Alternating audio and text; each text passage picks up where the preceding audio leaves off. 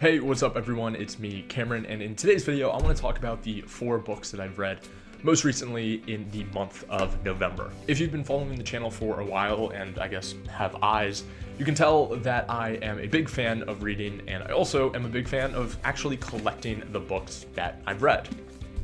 It's my dream one day to have a big library where it's full of books that I've read, books that I want to read, and just an opportunity for me to share those books with my family, with my friends, to have a cozy place to sit and read.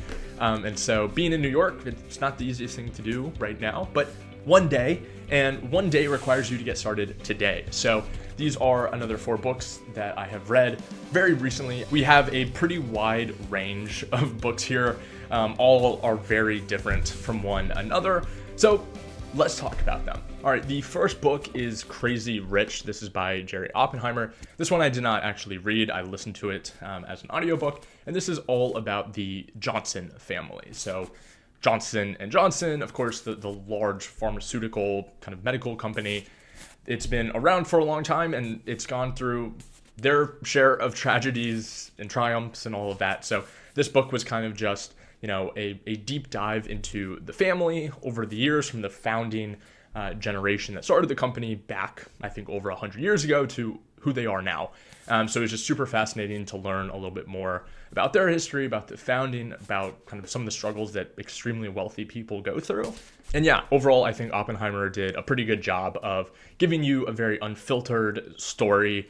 It wasn't too biased. It felt that it was really told how it is. So if you're anything like me and you like learning about business through history, I think this is a pretty good book. But like I said, probably a better book to have on audio instead of reading, just because it could be pretty dense.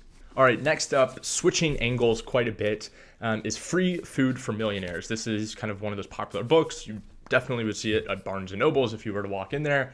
You might not recognize the cover because I think this is a little bit more of a unique one, but this is a fiction. It's a novel.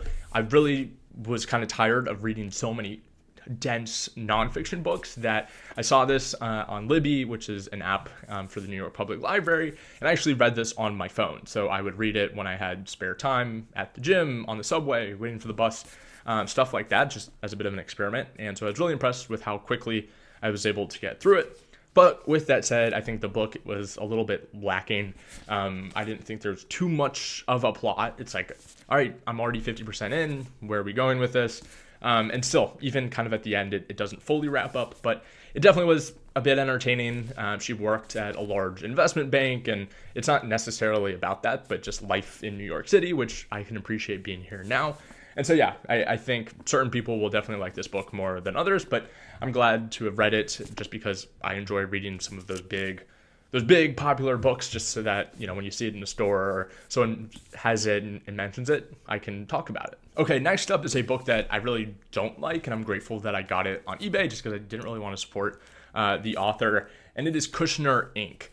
Regardless of your opinions about Trump, about the Kushners, I just think this book is like an unnecessary hit piece. It's extremely biased. Again, this one I listened to on audio, and I'm grateful for it, but it's like I got to the end of the book and there was no bombshell, there was nothing crazy.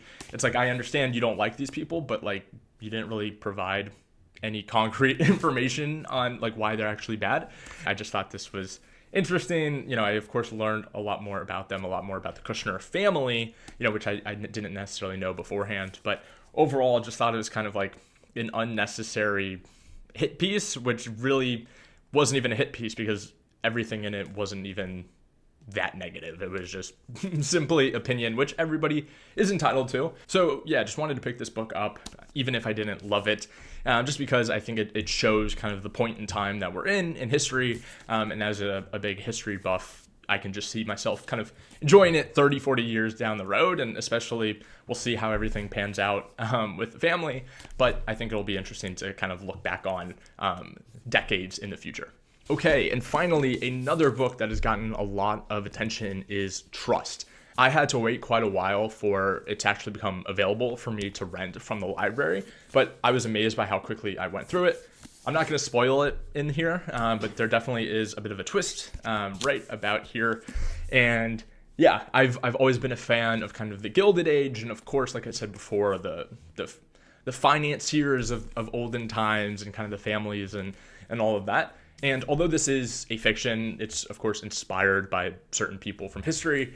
And yeah, I thought it was definitely interestingly written. Plenty of people don't like it. I know my grandma, if she's listening to this, she chose not to read it because of what she heard from people and didn't want to go down that path. So I don't blame her for that. But I personally enjoyed it. And honestly, I think it's a good book if you are like me and enjoy business and always try to learn something through your reading. This is still a fiction book, but I felt that I was learning just a lot about how business was done back in the day. So really enjoyed it, and overall do recommend it to you.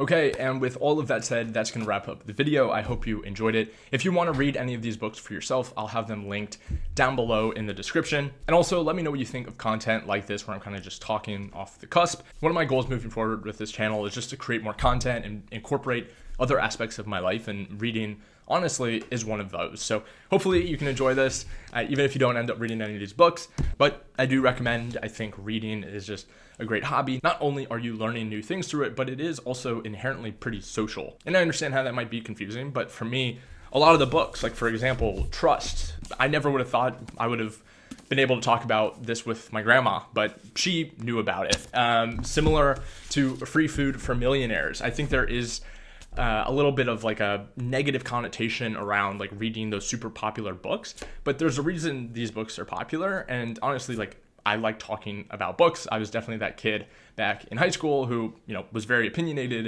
and raised my hand and was always willing to chime in when the teacher asked questions. And so I kind of miss that. And I think reading those popular books now, where you can have those conversations with people, is helpful, because trust me, I'm used to reading a ton of books that no one has ever read before and would never want to read. So it's kind of refreshing to switch it up. But that's gonna wrap up the video. I hope you enjoyed it. As always, if you have any questions at all, feel free to reach out to me on LinkedIn, and I'll see you in the next one. Peace.